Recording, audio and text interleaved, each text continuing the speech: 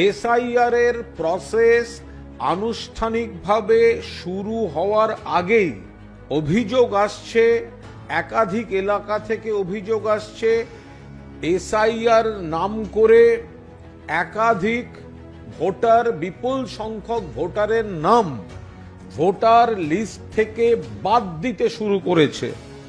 আমরা যেটা silent invisible rigging বলছি, অর্থাৎ চুপি চুপি কারচুপি, চুপি চুপি ভোটে কারচুপি, সেটা শুরু হয়ে গিয়েছে। কিভাবে শুরু হয়েছে?